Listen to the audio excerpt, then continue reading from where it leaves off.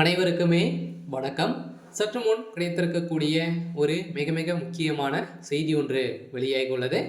ஈரோட்டில் டெபாசிட்டை இழந்த திமுக இந்திய கூட்டணியில் இருந்து திமுக நீக்கம். இது மாதிரி பார்த்தீங்கன்னா செய்திகள் வெளியாகிருக்கு. இப்போ ஈரோட்டில் இடைத்தேர்தல் நடக்க போகுது இல்லையா?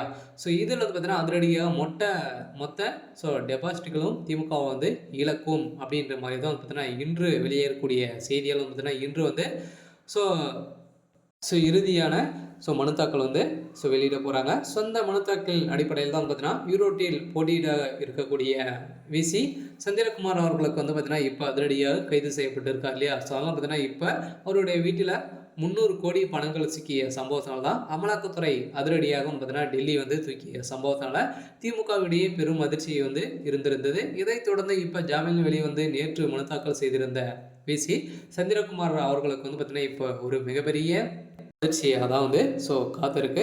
அதனால் இப்போ பார்த்தீங்கன்னா காங்கிரஸுக்கும் திமுகவுக்கும் இப்போ முட்டியிருக்கக்கூடிய மோதலால் பார்த்தீங்கன்னா இப்போ அதிரடியாக ராகுல் காந்தி அவர்கள் திமுகவை இந்திய கூட்டணியிலிருந்து இப்போ நீக்கம் செய்ய போகிறதாக அனௌன்ஸ்மெண்ட்டு வெளியிருக்கக்கூடிய நிலையில் பார்த்தீங்கன்னா அதிரடியாக புதிய கட்சியாக தமிழக வெற்றி கழகம் இணைத்து போட்டியிட போகிறதாக இப்போ பார்த்தீங்கன்னா அவர் சொல்லி வருகின்ற நிலையில் தான் பார்த்தீங்கன்னா அதிரடியாக திமுகவுடைய கூட்டணி ஒட்டுமொத்தமாக நீக்கம் செய்ய போகிறதாகவும் இப்போ பரபரப்பாக வெளிவட்டாரத்தில் பேசப்பட்டு இருக்கக்கூடிய நிலையில் தான் இப்போ திமுக ஒட்டுமொத்தமாக வருகின்ற சட்டமன்ற தேர்தலுக்குள்ளே அனைத்து டெபாசிட்டுகளும் இழக்கக்கூடிய நிலை தான் வந்திருக்கு.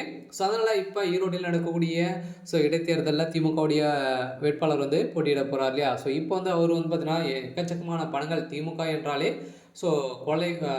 கொள்ளைகள் தான் அப்படின்ற மாதிரி பார்த்தீங்கன்னா காங்கிரஸே பார்த்தீங்கன்னா இந்திய கூட்டணியே ஒரு மிகப்பெரிய அதிர்ச்சியில் தான் இருக்காங்க. இந்த பணங்கள் அனைத்துமே புழக்கத்தில் இருக்கக்கூடிய திமுகவுடைய தலைமையகத்துக்கு இப்போ முதல்வர் ஸ்டாலினுடைய தலையில் ஒரு மிகப்பெரிய இடியாக தான் விழுந்திருக்கு.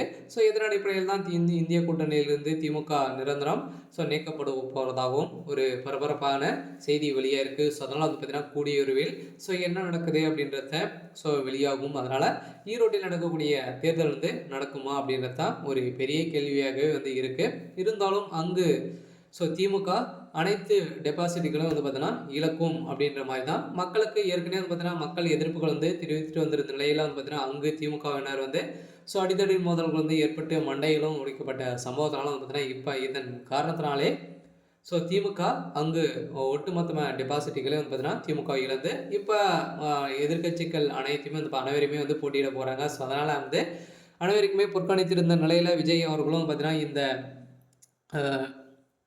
தேர்தலை புறக்கணிப்பு செய்ய போகிறதாகவும் மனுத்தாக்கள் செய்திருக்கக்கூடிய நிலையில் தான் இந்த தேர்தல் நடக்குமா அப்படின்றத கேள்வியாக இருக்குது. இருந்தாலும் என்ன நடக்குது அப்படின்றத வெயிட் பண்ணி பார்க்கலாம்.